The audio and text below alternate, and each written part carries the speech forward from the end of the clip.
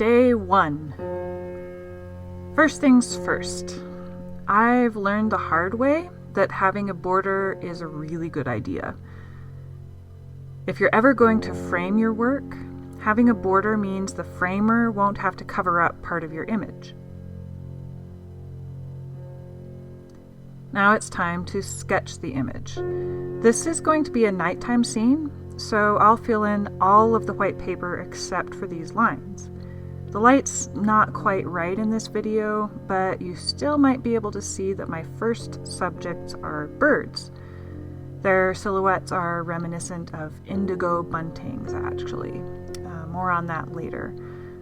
I'm using photos of flying buntings that I found online to get their profiles reasonably close to reality.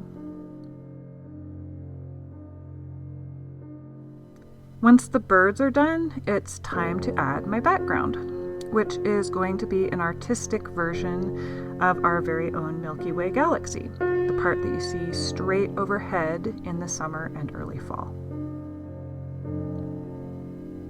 So why birds and the Milky Way? Some cultures observed that birds seemed to follow the Milky Way when they migrated south for the winter. In Finland, the Milky Way is called the pathway of the birds, a route that leads them to a warmer southern paradise, sparing them from the ravages of a harsh Scandinavian winter. Modern research confirms that some birds do in fact use the stars to help orient their seasonal migrations, but it's not actually the Milky Way they're tuned into. Instead, they use the circles that stars seem to trace as they rise and set with Earth's rotation. As the Earth spins, stars seem to rotate around the North and the South Pole. As you get closer to each pole, the circles get smaller and smaller. Indigo buntings were the first birds confirmed to use these circles to guide their journeys from north to south and then back again. If you're interested in learning how they figured this out, which is pretty interesting, I will put a link in the description below this video. In the autumn, when buntings are migrating south, the brightest part of the Milky Way arcs over the early nighttime sky almost straight north to south. In the spring, just after sunset, the dimmer side of the Milky Way also arcs roughly from north to south. So it's easy to see why people thought that birds might be following it. It's a bright pathway in the darkness. But as the night wears on, the orientation of the Milky Way changes a lot. By the wee hours of the morning on a summer night, our galaxy has pivoted over to arcing east to west. While in the spring, it's around the horizon and entirely disappears from view.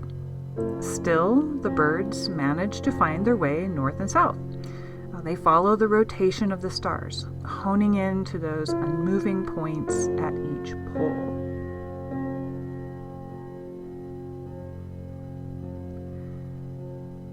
And now I pull out my fine-tipped Zig Millennium pens and start tracing the stars.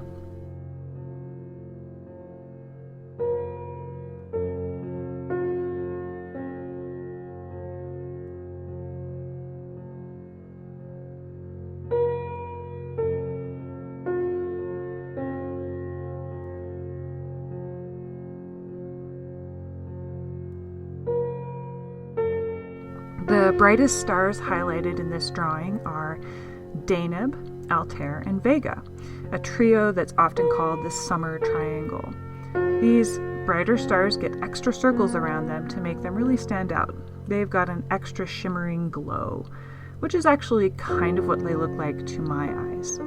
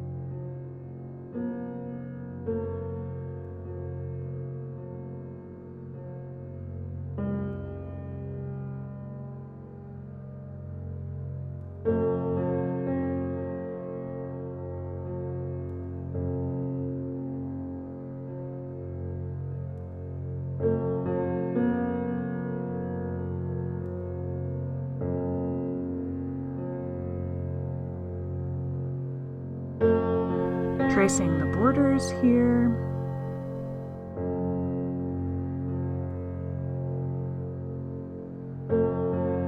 And then starting on the outlines of the Milky Way and the birds.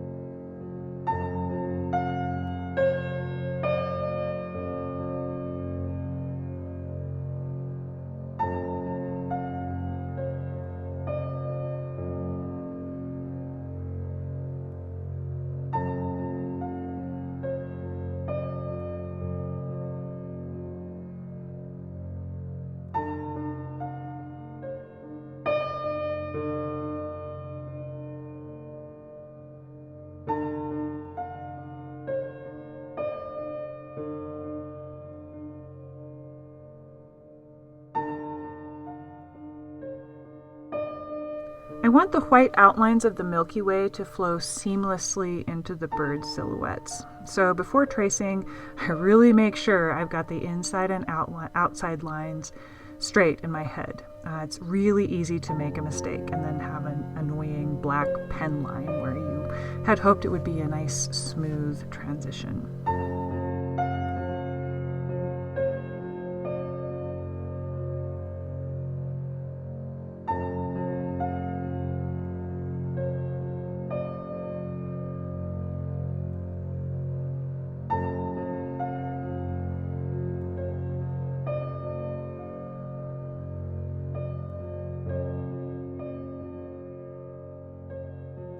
And now it's day 2. You can tell because I changed my sweater.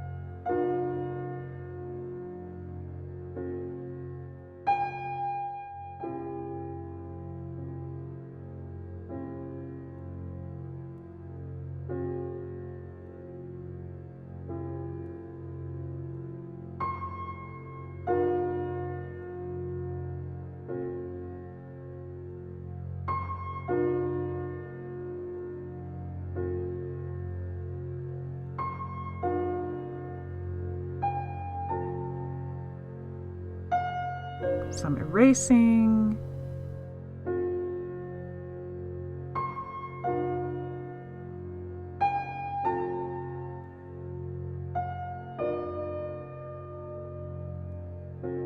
And now it's time to start filling in, adding the night to my nighttime drawing. I start with a Magnum Sharpie for the big spaces, trying not to get too close to the lines. I don't want any bleed over. And then I fill in the edges with finer tipped Sharpies.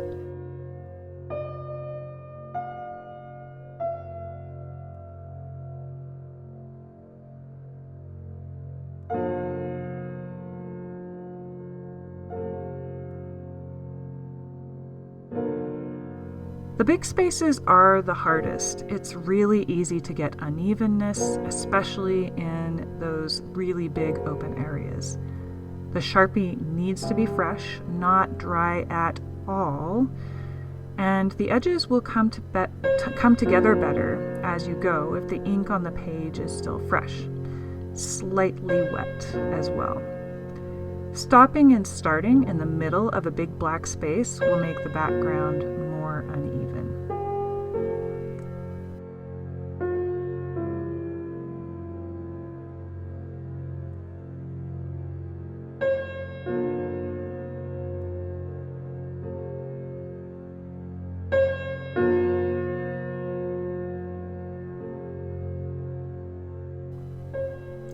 Once the edges are filled in each area, I go over everything again with a second coat from the Magnum. This makes the black even darker and helps get rid of most of unevenness in the application. Again, working with freshly laid down ink is best.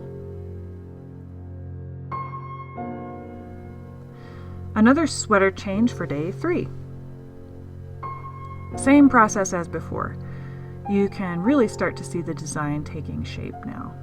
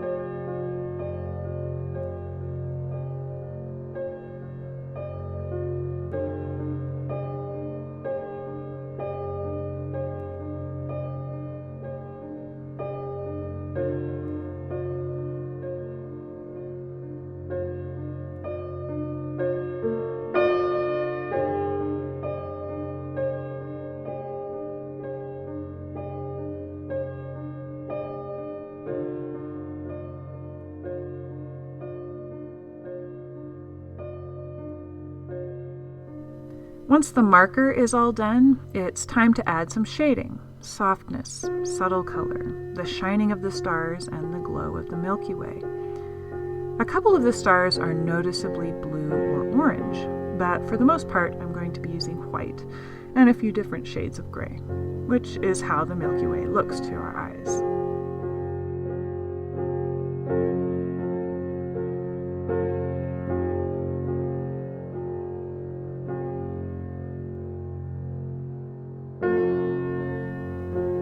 I really like using Prismacolor colored pencils. There are so many colors to choose from, and they really lay down color well, smoothly. They blend really well.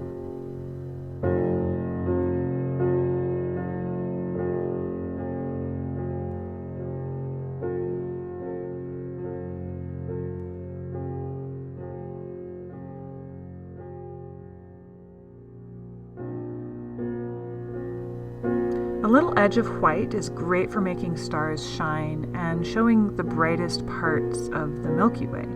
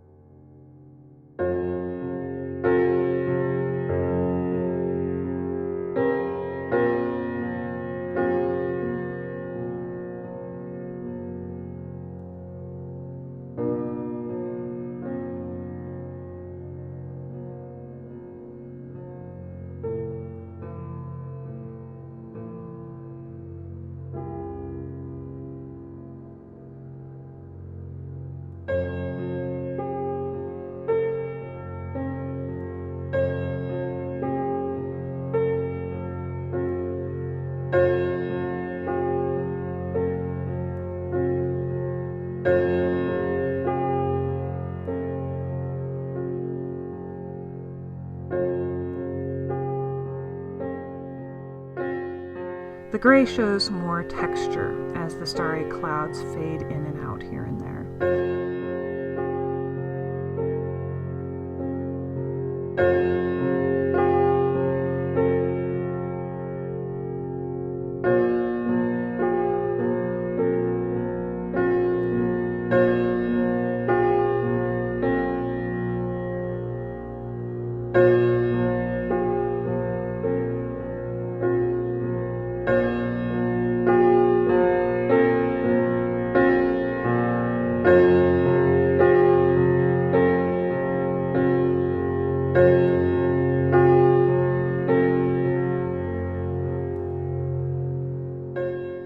As I go, I'm referencing an image of the Milky Way to show roughly where some parts are brighter than others.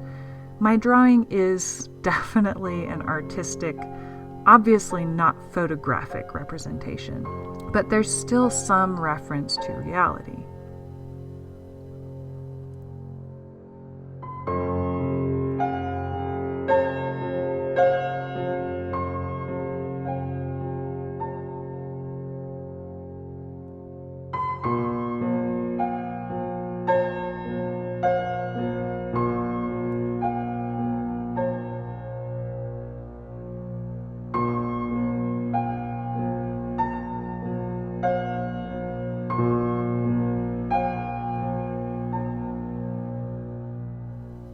The rest of this process is filling in the Milky Way. Careful not to let any pencil stray into the white silhouettes of the birds. Pencil dust can be a problem, so as it comes off onto the paper, blow it off really carefully, use a paintbrush or makeup brush, or even a soft cloth. I'm using my sleeve, but I probably should be using something else. Occasionally I get little smears of color inside the white. A good clean eraser usually helps with most of that.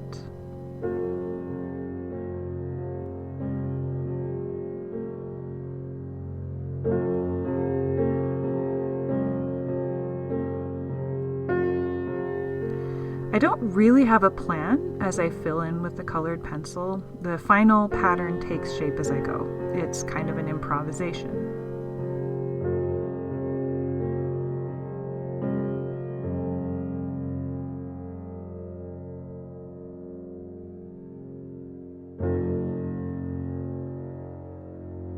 While I'm working, especially in the times I'm improvising, making artistic decisions, I really like to have music on in the background.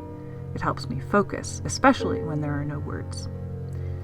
The accompaniment I used for this drawing was mostly episodes of the show Living Music.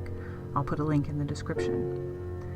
Living Music is a series that showcases live performers playing music, mostly by living composers. There's a huge range: experimental, contemporary, folk, minimalist, and so many different combinations of styles and instruments. It's really cool. In a former life, I was actually a musician, and some of these people are former classmates of mine, which is also kind of fun. I love vicariously experiencing their success.